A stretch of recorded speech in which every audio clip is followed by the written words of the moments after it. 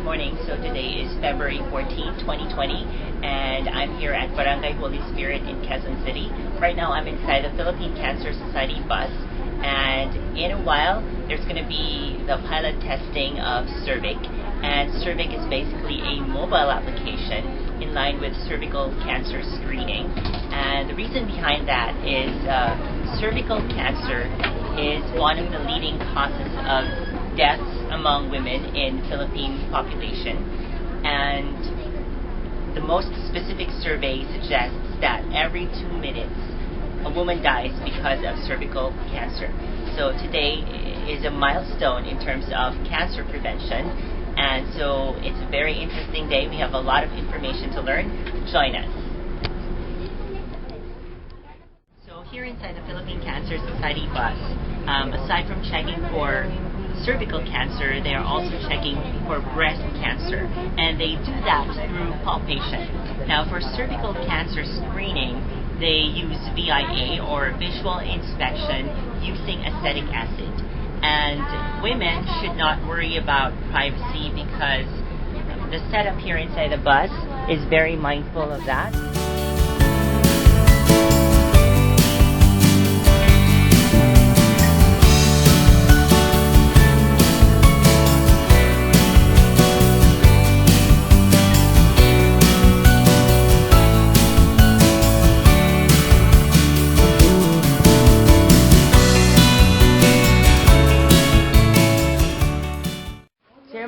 Bakit po tayo nagkaroon ng ganitong project today?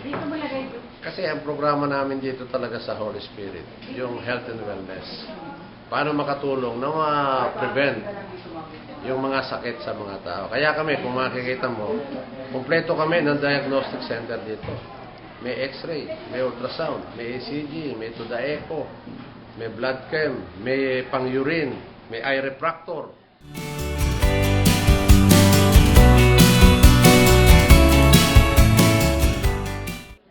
So, Consi, pag-usapan po natin yung inyong Star Health na pinanukala. Paano po ba nag-umpisa yung idea na yon? In fact, yung idea na yan, nagsimula talaga sa aking asawa, kay Super Capchito Valmosina. Nasabi niya, gusto niya matutulungan ng mga constituents na kailangan lahat ng taga-Holy Spirit ay magiging masaya, maging maganda ang buhay, at maging malusog ang katawan. At prevention doon sa mga taong walang pera na talagang kailangan bago lumala, dapat magpapa-laboratory mo na. That is more of laboratory kasi. Kaya ngayon, ang sabi niya sa akin, Nining, sabi na, join tayo sa project. Kaya nag-join kami. Mayroon rin akong equipments na binigay dyan. Mayroon din siya. I'd like to present myself. I'm Dr. Box Rivera. I am a radiation oncologist, bali cancer po ako. No? I'm a cancer doctor. Ang ginagamit, dito po ako sa lung center. If you go to statistics, it's the second most common cancer in women in 2018, up to today. Now, you can see there, breast cancer is 24. Cervical cancer is only 7,000. And yet, I can tell you, cervical cancer is more dangerous at a stage-per-stage level than breast cancer. According to the Department of Health, there are already estimated 7,277 cervical cancer each year. Okay? So, ano man yung cervical cancer? Well, cervical cancer is yung, kung sa mga babae, yung mga nanganganak, if you remember, pag pumupunta kayo na naririnig nyo, 2 cm pa lang ito, maglakad muna kayo. Ibig sabihin, yung bukana na yan, so may 2 cm, hindi pa lalabas yung bata, siya matagal pa. It takes about 10 bago lumabas. No? Now, kung magpapasok ka ng yung mga nakita nyo kanina, no? Speculum, no? Ito yung area na makikita natin. So, ano ang cause ng cervical cancer? Ang cause ng cervical cancer, 99% is human papillomavirus. Is there cure for human papillomavirus? Actually, wala. No? So, kung meron kang infection, maraming klase kasi there are 120 or more types of HPV. No? Kung makuha mo yung 30 na grabe, you will progress to cervical cancer. Ang masama, wala itong simptomas. Okay? By the time you get symptoms, it's already presented as bleeding na. Bleeding na akala mo mens lang, so hindi mo papansinin. Ay, baka postmenopausal lang ako. Hindi ka nagpapacheck up eh. Diba? Now, until it came to a point na yung bleeding mo massive na, teka, galon-galon na to ah. Dali lang. Hanggang sa putla ka na, when you go to the hospital, it's kind of late. And then you have to start with radiation, you have to start with chemotherapy, then your bill is already something like 300 to 500,000. And after 6 to 12 years, 12 months, goodbye. So that's the story. So how do you prevent it? No? The plan of the government is twofold. For people who are 9 to 26 years old na wala pang experience, immunization. So yung mga anak ninyo po, ngayon, sinasabi ko na po sa inyo, no? Yung mga anak ninyo, kung maaari, pabakunahan nyo na. Kaya ba ng gobyerno natin bakunahan yung buong Pilipinas? I don't think so. And not at this point in time. Why? The vaccine cost, pinakamura na to 3,000. Times 3 doses. 15 to 26, 3 shots na kaagad. Paano yung 26? 27 na ako eh. Pwede ka pa naman bakunahan. Unfortunately, yung immunization, hindi na ganun ka-effective. Diba? So, can we eradicate cervical cancer? Ang tanong ng mga iba, Doc, bakit cervical cancer? Bakit hindi breast? It's because it's the only cancer na pwede i-prevent. Meron ka bang doktor na pagpapatunay na talagang itong cervical cancer ay talagang preventable? Yes. Australia will be the first country, by 2035, they're going to eradicate. Hindi decrease There's a difference between a decrease and eradication. Paano nila ginawa? Immunization ng mga bata from 9 to 26 and cervical cancer screening from 27 down to 65 years old. That's what they do. So if they can do it, don't you think we can do it? Maybe we can. Ano bang dahilan bakit ang daming cervical cancer sa Pilipinas? No? Ito, this was a study by UP PGH, Department of Health, Cervical Cancer Screening Health Operations Group. No? I'd like to introduce to you Director Romy Marcaida. He is from the Philippines Cancer Society, and sila ang author ng mga libro na to. Of course, yung mga pinuntahan ko pang ibang doktor. Ito yung mga na-findings nila. One, a fatalistic attitude. Ano ibig sabihin ng fatalistic attitude? Yung bahala na attitude ng mga Pilipino. Bahala na kung mamatay ako bukas, mamatay ako. Alam niyo ba in 2001, only 47% of the total population ng ating ospital ang nag-o-offer ng cervical cancer screening. Also in that same year, inassess nila yung buong tao na buong babae. Lahat ng babae sa Pilipinas between age 21 to 65. Chinek nila sino nagpapa-cervical cancer screening. They found out 7% lang. You believe 7%? Diba? So anong reason? Walang doktor sa probinsya. Okay? Walang treatment facility. Now, ito pa. Lack of patient compliance and follow-up and treatment. No? Hindi nagpapa-check up kasi nakalimutan ko na po kailan po ako huling nagpa-pap smear eh. Di ba? Ano yung mga ganung reason, di ba? Okay. Of course, ako, personally, I can say mahal ang pap smear. Sino nagpa-pap smear dito? 1, 2, 3, 4. Sir, kayo. Ay, joke lang. Okay. So, ang point is, mahal. It costs about what? 1,500 to 2,000 today? Tama? 1,500? No? So, siguro okay lang yung 1,500. Pero, babalik ka pa. Tama ba? Pag punta mo, di mo yung resulta, babalik ka pa eh. Diba? Okay. This is what we do, no? With the Philippine Cancer Society, this is what we do. We do that and we put acetic acid. No? This is what we call VIA, Visual Inspection with Acetic Acid. Itong visual inspection with acetic acid, again, i-clear ko lang kaparehas lang to ng pap smear. Okay? kaparehas lang ito ng pap smear. Walang superior dito, no? Walang mas maganda dito. Kaparehas lang to ng pap smear, no? So itong ginagawa namin kaparehas lang. Gagandahan dito yung resulta agad-agad. Una, I'm part of the study. In fact, hindi ako nagkakamali. Ay kasama itong kasama itong Holy Spirit when we did this study in 1998 all over the country. Yung pinapakita ni Doc Bones. We're trying to compare pap smear and BIA. Kasi BIA is a new thing, and it's very cheap. Pwede sa Pilipinas and other developing countries. We don't need pathologists to do that. So akala nung after 5 years our study in 2001, yung lumabas na yun, at naging department order ito na, Department of Health na, let's do VIA sa buong Pilipinas. I think Councilor kasama ito hindi ito kanino. I've been here before. Naalala ko si Chairman. Siya na Chairman noon? Noong 90s, no? Oo nga po, asawa niya po. Siya na yun.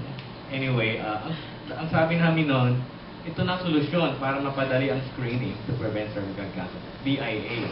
Pero ngayon, na iba palang solusyon para mapaganda yung pag-diagnose at pag-prevent ng cervical. Itong apps na dinevelop nila po. So, we're so happy about it. And we're supporting this. And then, not only dito, after the findings, Philippine Cancer Society, and part ito ng tinatawag namin single visit approach. After my diagnosis na positive, we treat already yung mga pasyente. Hindi lang namin dala dito ngayon, but every month lang yung aming cryotherapy, which is yung tinatawag ng WHO na single visit approach. How is this going to happen? Ini-empower namin yung mga midwives para magkaroon ng isang cellphone, picturean, address. Pagkakuha nila, hahanap sila ng doktor na gusto nila. Uy, pogi ito eh. Send nila sa doktor na yun. Through the cellphone. Babasahin ni doktor.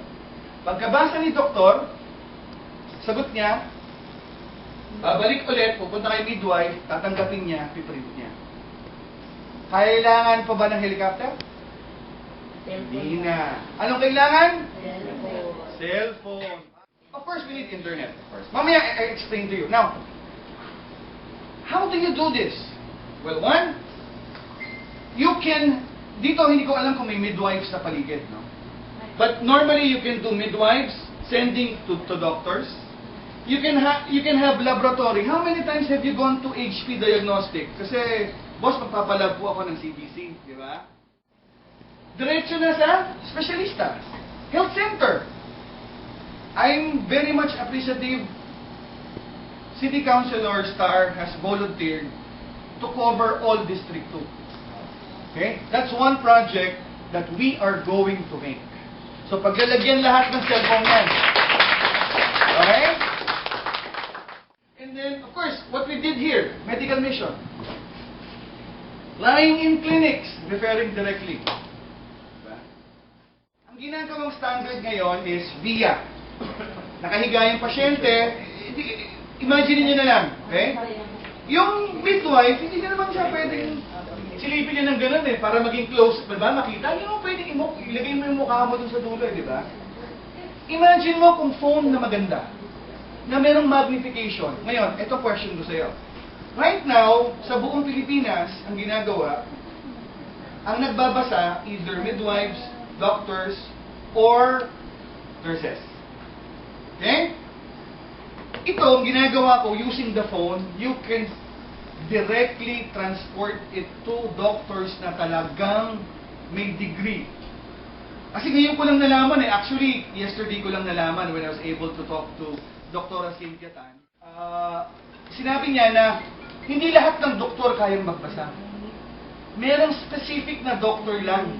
And merong listahan po ang Philippine Cancer Society ng kung sinong doktor lang ang pwedeng magbasa. So yun yun. No? Hindi yun kahit na lang sino. No? Look at this. Ito, kinuha 16 inches. Okay? With the Huawei phone, nakita yung creases. Oh.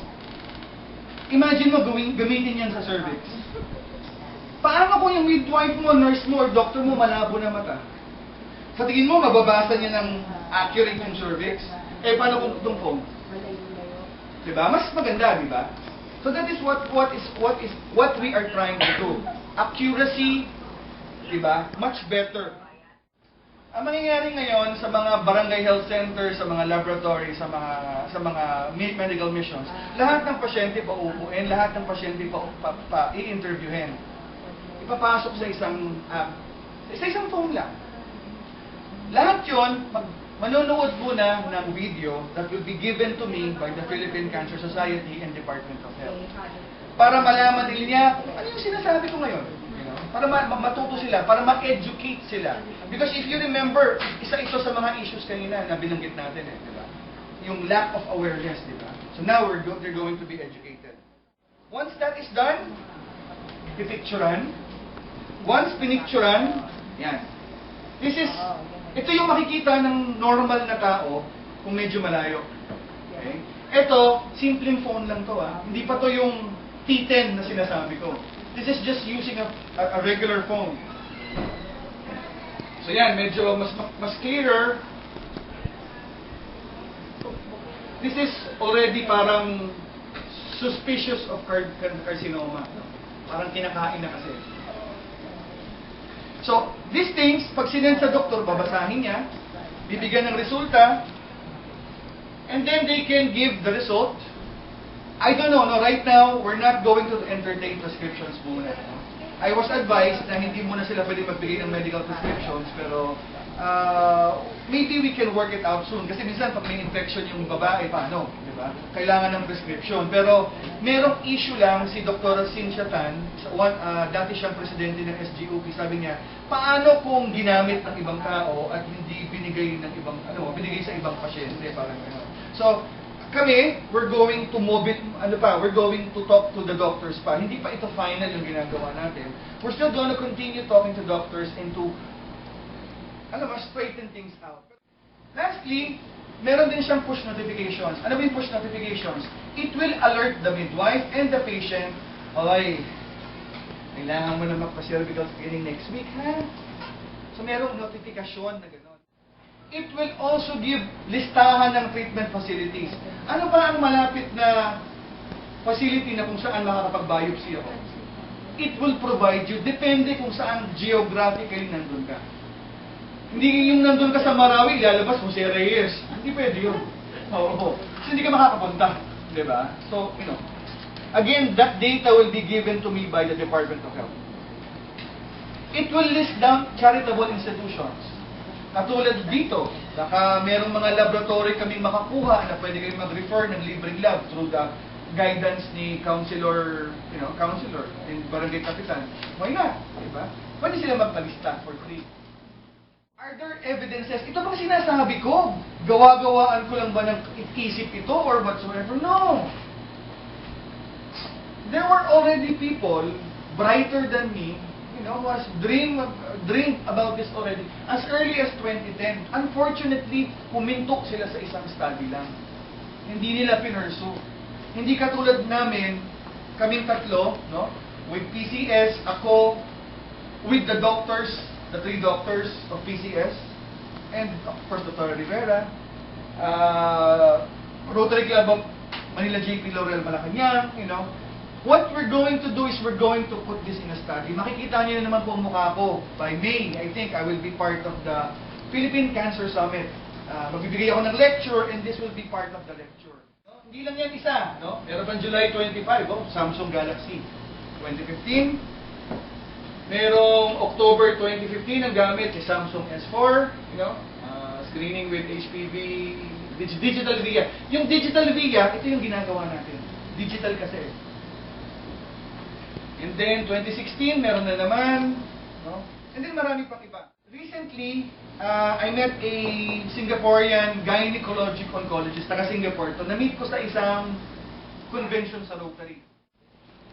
He told me, sabi niya, kami sa Singapore, we're using the EVA system. Ano yung EVA system? Yung kanila is, katulad din ng ginagawa natin. Meron silang cellphone, Meron silang lalagyan ng baterya. Meron silang scope nandun sa likod. Pakita ko. Ayan o. Meron silang scope. Meron silang cellphone. Meron silang baterya banda rito. Meron silang hawakan banda rito. Eh sila, Doc, may scope eh. Yung sa inyo, wala. Excuse me. Huawei yung aming phone. Samsung lang yung hawak nyo. Hindi, seriously? Ito kasi walang magnification. That's the reason. Yung gamit namin na phone, we're just starting with the lowest form na Huawei, which is a Leica camera, which is one of the best cameras. No? 10 times magnification. Okay? Yung amin pong admin, si Miss Jiling, meron siyang hawak na P30, which can give you 50 times magnification. Bakit importante yung magnification? Because, ito po yan kapag VIA, hindi alam ang sagot. Kapag HP, pagka pap smear, hindi alam ang sagot, anong gagawin bago i-biopsy? Meron tayong tinatawag na colposcopy. Yung colposcopy, may papasok sa inyo na scope, makina yun na malaki. Worth 10 million. More or less, 10 million siguro. Ang ginagawa nun, alam mo kung ano? It's 10 times magnification. That's why when I was talking to Dr. Cynthia, sabi niya, pareho lang ng magnification eh. Diba?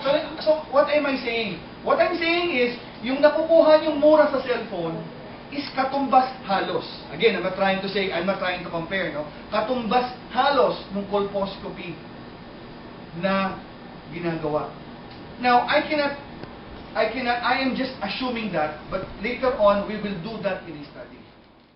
Okay, so, eventually, this is the summary. Anong ginagawa namin? Availability and accessibility. Tama ba? Kasi anywhere, basta may cellphone ka, kayang gawin. Tama? Yes. Real-time results. Pap smear bukas after 1 week pa. Tama? Okay. Ito, magnification, colposcopy, grade light images. Convenient to all. Sa pasyente, sa doktor, kasi kahit nasa banyo siya, pwede siyang sumagot. Pero na naliligo dahil baka mabasahin ko. Accuracy, because doctors ang magsasalit. Doctors ang magbabasa. Okay?